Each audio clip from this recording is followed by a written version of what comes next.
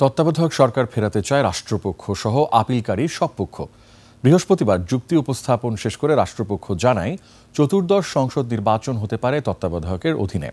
এদিন নির্বাচনের আগে রাজনৈতিক দলগুলোর তত্ত্বাবধায়ক ফেরানোর প্রচেষ্টাকে নির্দোষ চাওয়া হিসেবে উল্লেখ করেন attorney general Mohammad Asaduzzaman.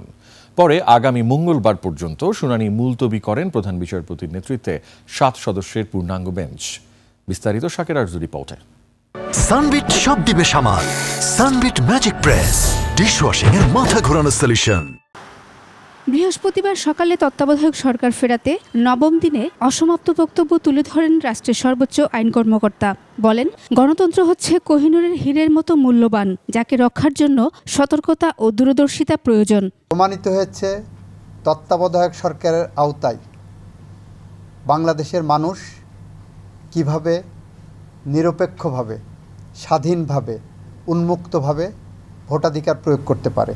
Attorney বলেন, তত্ত্বাবধায়ক না ফিরলে গণতন্ত্র আলোর মুখ দেখবে না। বাংলাদেশের একজন মানুষের ভোটের কেন্দ্রে গুটি গুটি পায়ে এগিয়ে যেয়ে তার পছন্দের নেতৃত্বকে টিক চিহ্ন দেবেন, এটাই সার্বভৌম।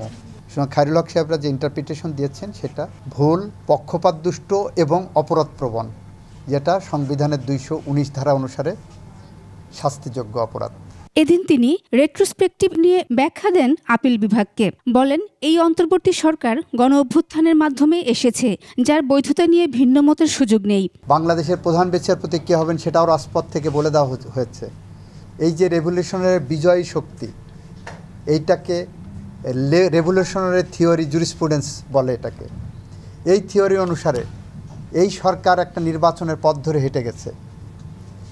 সেই নির্বাচনের পথে হাঁটতে যে নির্বাচনের প্রস্তুতি নিয়েছেন।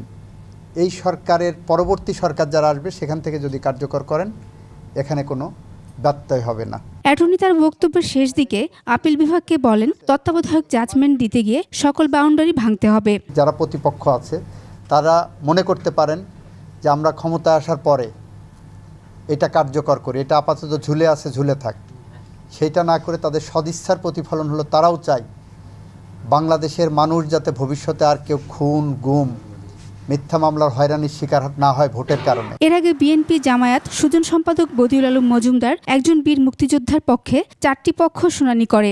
সব পক্ষই তত্ত্বাবধায়ক সরকার ফেরাতে যুক্তি উপস্থাপন করেছে। শাকের আরজু, 21 টেলিভিশন, ঢাকা।